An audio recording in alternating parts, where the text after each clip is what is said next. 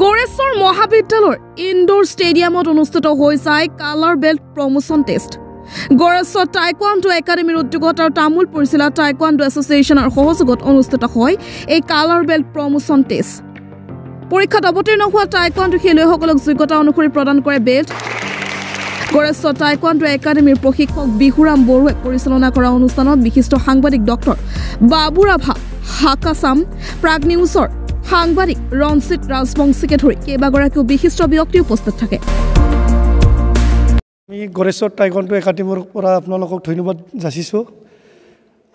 মই মানে ইয়াতে 93 পৰাই মই টাইকোৱাণ্ডো শিকিছিলোঁ। মোৰ গুৰু দিলীপ বড়ো ছাৰ আছিল, তেখেতে আজি আমাৰ পৰা স্বৰ্গগামী হৈছে।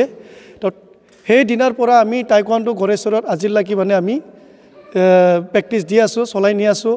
তাৰপিছত আমাৰ গড়েশ্বৰৰ পৰা টাইকোৱাণ্ডোত মানে বহুত পুৰণা প্লেয়াৰো আছে। এতিয়া আমি 2022 পৰা নতুনকৈ আমি তামোলপুৰ ডিষ্ট্ৰিক্ট হিচাপে আমি নতুনকৈ ডিষ্ট্ৰিক্ট গঠন কৰিছোঁ। তামোলপুৰ ডিষ্ট্ৰিক্টৰ আণ্ডাৰতে আমি গড়েশ্বৰ টাইকোৱাণ্ডো একাডেমী আছে আৰু আমি এই গড়েশ্বৰ টাইকোৱাণ্ডো একাডেমীৰ পৰা আমি মানে ষ্টেট লেভেলত আমাৰ বহুত মেডেল মাৰিছে, ডিষ্ট্ৰিক্ট লেভেলত মেডেল মাৰা আছে, নেশ্যনেল লেভেলতো আমাৰ 3-4জনমান ল'ৰা ছোৱালী মেডেল মাৰিছে। সেইকাৰণে যিসকল মানে আমাৰ গড়েশ্বৰ এৰিয়াৰ মানে খেলৰ লগত যিসকল জড়িত আছে, খেলিব লাগে। টাইকোৱাণ্ডো মানে ৱৰ্ল্ডত আছে। টাইকোৱাণ্ডো এটা অলিম্পিক গেম আছে, এছিয়ান গেমত আছে, চবতে মানে টাইকোৱাণ্ডো আছে। টাইকোৱাণ্ডো যদি ভাল খেলিব পাৰে ফিউচাৰ আছে। সেইকাৰণে মানে কিছুমান গেম মই কিছুমানক আহ্বান কৰিব বিচাৰোঁ, গেম খেলিলেই নহ'ব, গেমগিলা কিছুমান ৰেকগনাইজ থাকিব লাগিব বা অলিম্পিকৰ লগত লিংক থাকিব লাগিব, এফিলিয়েশ্যন থাকিব লাগিব, তেতিয়াহে মানে কিছুমান চৰকাৰী মানে সুবিধাটো পায়। আৰু আমাৰ প্ৰেক্টিছ চলি আছে, ইয়াতে ডেইলি আমাৰ প্ৰেক্টিছ চলি থাকে।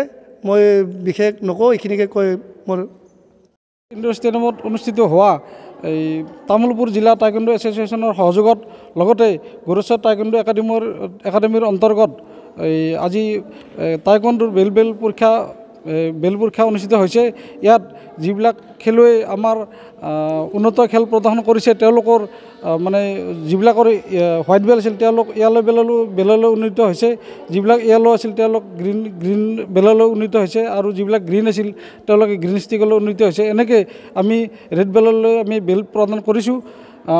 এই খেলখন আমাৰ গড়েশ্বৰ অঞ্চলৰ আমাৰ বহুত সৌভাগ্যৰ কথা যে ইমান উন্নত ঠাইৰ পৰা আমাৰ গড়েশ্বৰ টাইকোৱাণ্ডো এছ'চিয়েশ্যনৰ পৰা 3জনকৈ খেলুৱৈ আমি নেশ্যনেল লেভেলত আমি পঠাব পাৰিছোঁ। এই সৌভাগ্যৰ কথা। আৰু